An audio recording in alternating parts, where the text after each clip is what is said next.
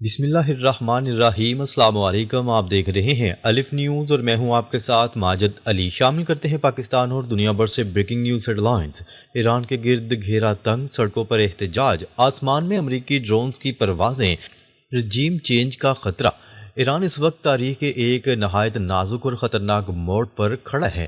ایک طرف ملک کے اندر مہنگائی، کرنسی کی شدید گراوٹ اور معاشی دباؤ کے خلاف احتجاجی مظاہرے پھیلتے جا رہے ہیں، تو دوسری طرف ایران کے گرد امریکی اور اسرائیلی دباؤ غیر معمولی حد تک بڑھ چکا ہے۔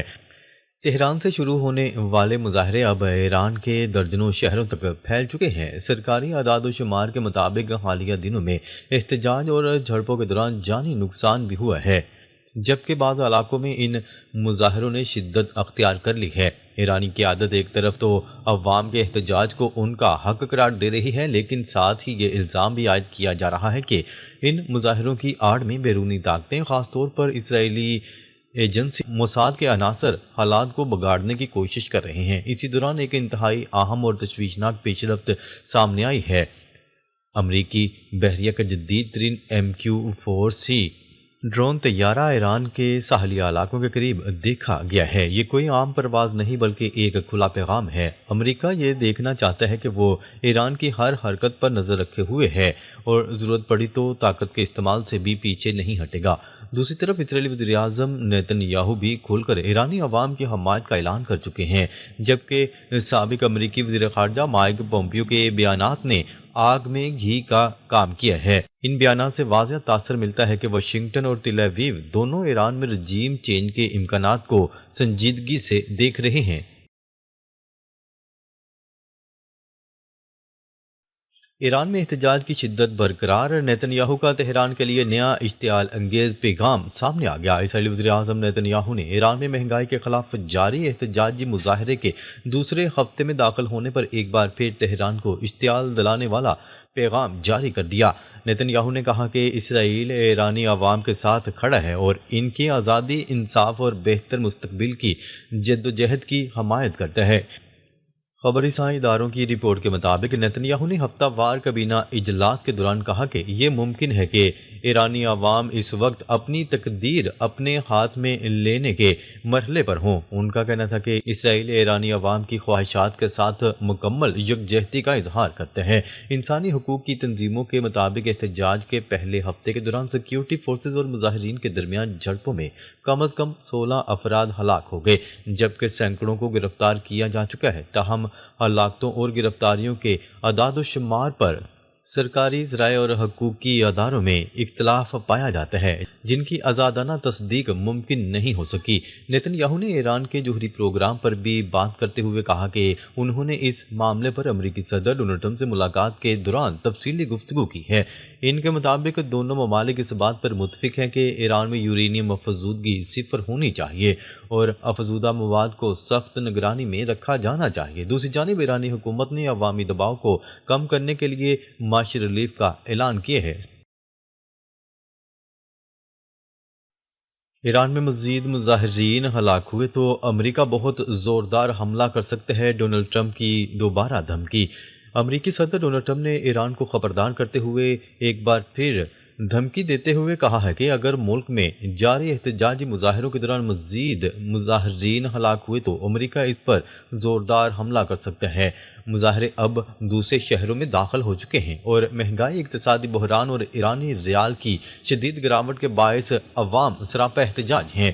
ڈونلڈ ٹرمپ نے ایئر فورس ون میں صحافیوں سے گفتگو کرتے ہوئے کہا کہ امریکہ اس صورتحال پر گہری نظر رکھے ہوئے ہے اور اگر ایرانی حکومت مظاہرین کے خلاف طاقت کا استعمال جاری رکھتی ہے تو واشنگٹن شدید رد عمل دے گا۔ ایران میں یہ مظاہرے 28 دسمبر کو تہران میں دکانداروں کی ہڑتال کے بعد شروع ہوئے اور سرکاری اعداد و شمار کے مطابق اب تک کم از کم 16 افراد بشمول سیکیورٹی اہلکار ہلاک ہو چکے ہیں۔ تجزیہ کاروں کے مطابق یہ مظاہرے حجم اور شدت کے لحاظ سے گزشتہ کئی برسوں کے سب سے بڑے مظاہروں میں شامل ہیں۔ بھارت کا جنگی جنون عروج پر طویل فاصلے تک مار کرنے والے راکٹ لانچر کی خریداری کا معاہدہ۔ پاکستان کے خلاف جنگ میں ہزیمت اٹھانے کے بعد بھارتی فوج نے مقامی طور پر تیار کردہ طویل فاصلے تک مار کرنے والے راکٹ لانچر سوریاستر کے لیے 293 کروڑ روپے کا معاہدہ کر لیا۔ بھارتی میڈیا کے مطابق فوج نے ہنگامی خریداری کے اختیارات کے تحت پونے کی نجی دفاعی کمپنی کے ساتھ 293 کروڑ روپے کا معاہدہ کیا ہے۔ بھارتی فوج کو مقامی طور پر تیار کردہ جدید طویل فاصلے تک مار کرنے والا راکٹ لانچر سسٹم سوریاستر فراہم کیا جائے گا۔ اس منصوبے میں اسرائیلی دفاعی کمپنی ایلبرٹ سسٹمز بھی شراکت دار ہے۔ یہ راکٹ لانچر سسٹم 150 اور 300 کلومیٹر تک ہدف کو نشانہ بنانے کی صلاحیت رکھتا ہے۔ امریکہ میں گرفتار ونزویلا کے صدر اور ان کی اہلیہ کو آج عدالت میں پیش کیے جانے کا امکان۔ ونزویلا کے صدر نکولس مدورو اور ان کی اہلیہ کو آج امریکہ میں نیو یارک کے علاقے میں مینہٹن کی ایک وفاقی عدالت میں پیش کیے جانے کا امکان ہے۔ ونزویلا کے صدر پر منشیات اور دہشت گردی کے الزامات کے تحت مقدمہ چلے گا۔ امریکی میڈیا کے مطابق امریکی پروسیکیوٹرز کا دعویٰ ہے کہ مدورو نے اپنے دور حکومت میں ملک کو منشیات کے کارٹلز کا اڈا بنا دیا تھا۔ صدر مدورو کی عدم موجودگی میں نائب صدر ڈیلسی کو ونزویلا کی عبوری صدر مقرر کر دیا گیا ہے۔ حکومتی ذرائع کے مطابق یہ فیصلہ ملک کی نظام کو چلانے اور انتظامی خلا سے بچنے کے لیے کیا گیا ہے۔ دوسری جانب ونزویلا کی فوج نے صدر نکولس مدورو اور ان کی اہلیہ کی فوری رہائی کا مطالبہ کیا ہے۔ فوج کے ترجمان نے ایک بیان جاری کرتے ہوئے کہا، امریکہ نے ونزویلا کے صدر اور ان کی اہلیہ کو اغوا کیا ہے۔ ان کا کہنا تھا کہ دنیا کو دیکھنا چاہیے کہ ونزویلا کے ساتھ کیا ہو رہا ہے اور یہ اقدام بین الاقوامی قوانین کی خلاف ورزی ہے۔ اس معاملے پر امریکہ کی جانب سے تاحال کوئی تفصیلی رد عمل سامنے نہیں آیا، جبکہ عالمی سطح پر اس صورتحال پر گہری نظر رکھی جا رہی ہے۔ امریکی صدر نے ونزویلا کے بعد کیوبا میں کارروائی کا اشارہ دے دیا۔ فلوریڈا سے واشنگٹن واپسی پر امریکی صدر ڈونلڈ ٹرمپ نے طیارے میں گفتگو کرتے ہوئے کولمبیا میں ممکنہ کارروائی کا اشارہ دیتے ہوئے کہا ہے کہ کولمبیا ایک بیمار آدمی چلا رہا ہے، وہ زیادہ عرصے تک یہ کام نہیں کر سکے گا۔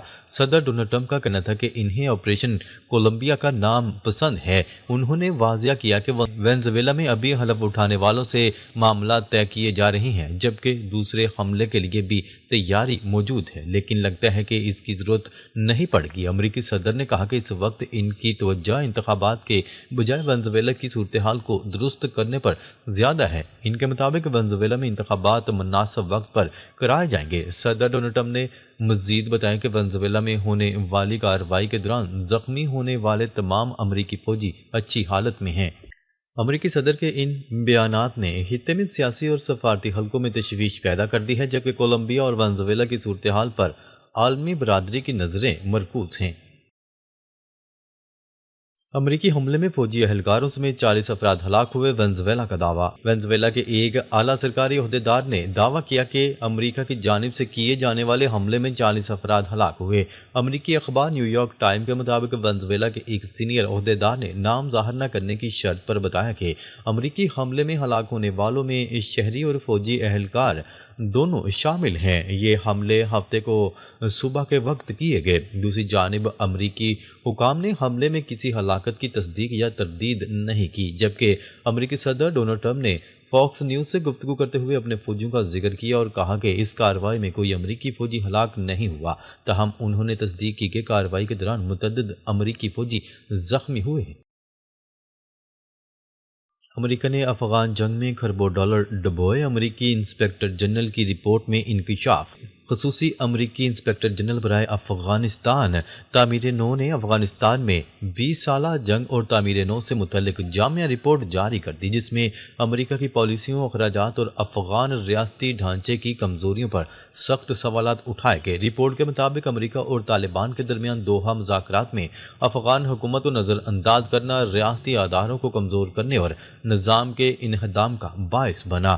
رپورٹ میں بتایا گیا کہ 2002 سے 2021 کے درمیان امریکہ نے افغانستان کی تعمیر نو کے لیے مجموعی طور پر 144.7 ارب ڈالر مختص کیے، جن میں سے 137.3 3 ارب ڈالر خرچ کیے گئے۔ یہ اخراجات دوسری جنگ عظیم کے بعد یورپ کے لیے شروع کیے گئے مارشل پلان سے بھی زیادہ رہے۔ اس کے باوجود تعمیر نو کے اہداف پورے نہ ہو سکے۔ افغان حکومتوں میں بدعنوانی سب سے بڑی رکاوٹ ثابت ہوئی۔ ناظرین، اب تک کے لیے اتنا ہی۔ مزید خبریں لے کر بہت جلد آپ کی خدمت میں حاضر ہوں گے۔ تب تک کے لیے اپنا خیال رکھیے گا۔ اللہ نگہبان۔